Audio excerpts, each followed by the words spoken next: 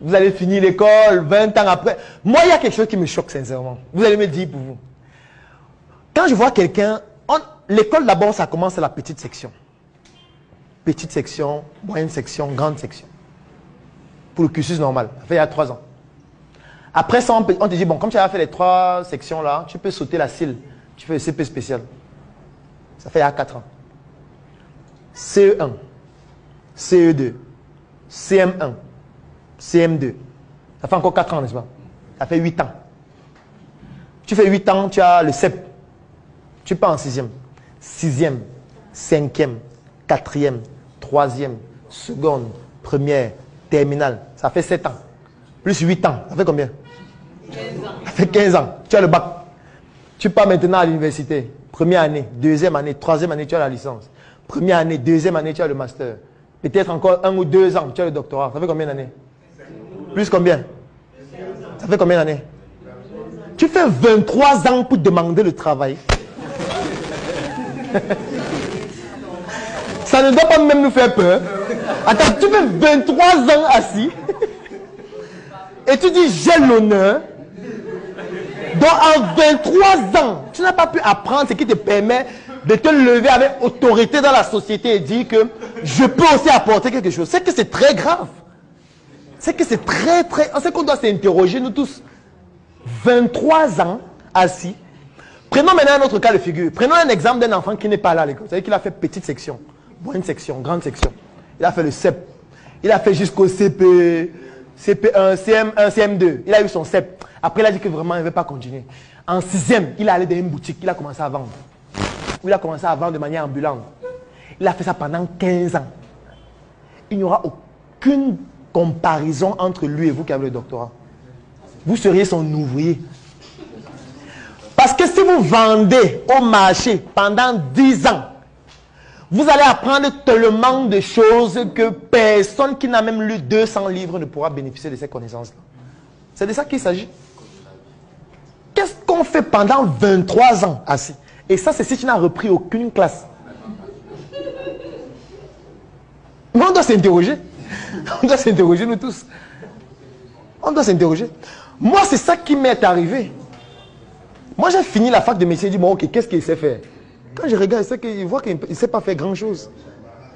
Tout ce qu'il sait faire, c'est m'asseoir à l'hôpital, consulter les patients, encore que je ne peux pas dépister toutes les maladies, ou diagnostiquer toutes les maladies. Je vais diagnostiquer certaines en fonction de mes connaissances.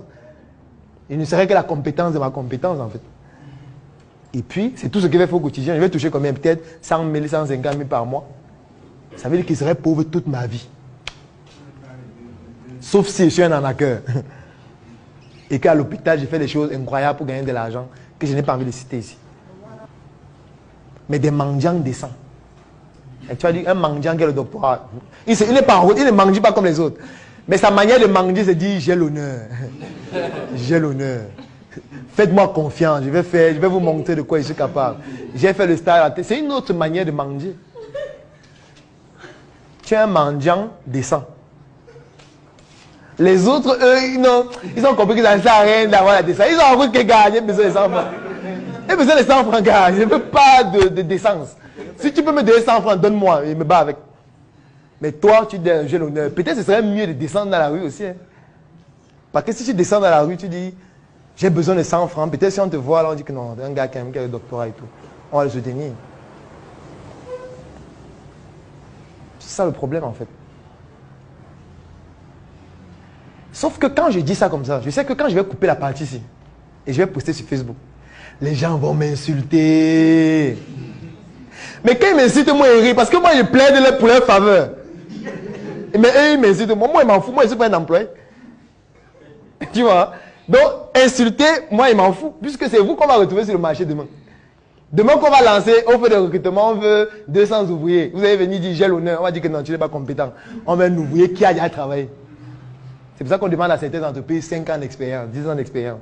Toi, tu es un ouvrier fraîchement sorti de l'école. Non, va là-bas travailler. On s'en fout de ton doctorat. Tu es doctorat, il s'en fait quoi? Tu sais faire quoi?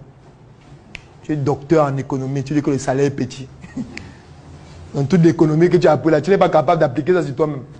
Tu dis que le salaire est petit. C'est ça. On plaide pour les gens, eux ils nous insultent. Pour moi c'est toujours amusant.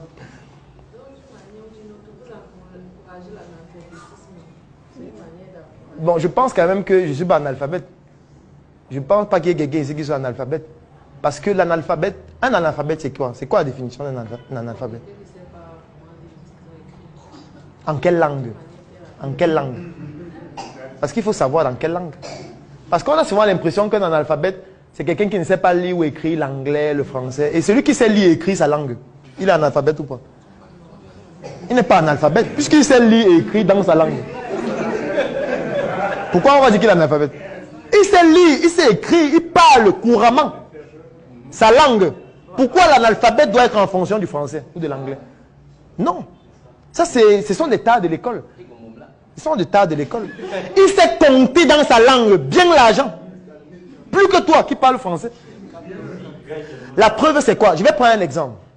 Est-ce que vous connaissez Dan Poulot? Vous savez qu'il ne parle pas français, non? Il ne parle presque pas français.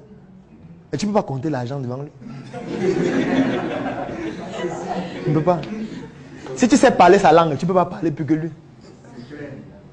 Est-ce qu'on va dire que c'est un analphabète? La société veut qu'on dise que c'est un analphabète, mais c'est une bêtise. Ce n'est pas un analphabète. Puisque la société stéréotype l'école en fonction de certaines langues. Comme l'anglais, comme le français. Parce que c'est eux qui ont écrit ce que nous on apprend à l'école. C'est normal qu'eux ils disent que si tu ne connais pas leur langue, tu es un analphabète. Non. Pensez que ma grand-mère ou mes grands-mères qui sont au village, elles sont analphabètes. Si vous partez d'une plantation, elle va t'expliquer en langue point par point comment on cultive le manioc. Elle n'a pas besoin de parler le français. Elle va aller au champ et te dire que le maïs, voilà comment ça se passe, voilà les saisons, voilà comment on sélectionne les engrais, voilà comment on élève le poulet. Toi, tu vas dire que tu parles l'anglais. L'anglais, c'est quoi?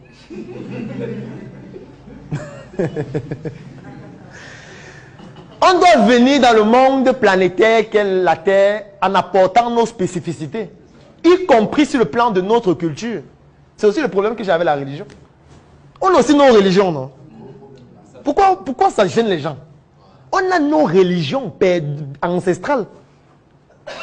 On n'est pas contre la religion des autres, mais il faut aussi qu'on accepte qu'on a la nôtre. On ne doit pas régner qui nous sommes nous-mêmes. Parce que les autres veulent qu'on se compare par rapport à leur référentiel. Par rapport à leur religion, par rapport à leur... Bon, aujourd'hui, ils sont en train de vouloir nous imposer l'homosexualité, non? On va aussi valider. Vous voulez qu'on valide ça? Hein? Parce qu'eux, ils sont contre la polygamie, mais pour l'homosexualité.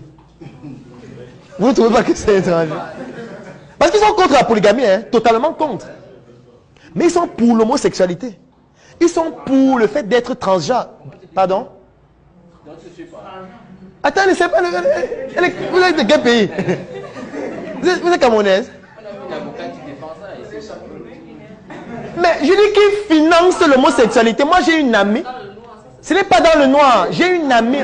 On impose aux États africains de dépénaliser l'homosexualité. Vous dites que c'est dans le noir. On impose. L'homosexualité est validée dans plusieurs pays européens. Au Gabon, c'est déjà validé. Et dans le Parlement, dans leur Parlement. C'est déjà autorisé. C'est-à-dire que c'est validé. Non, attends. On dit que c'est dans le noir.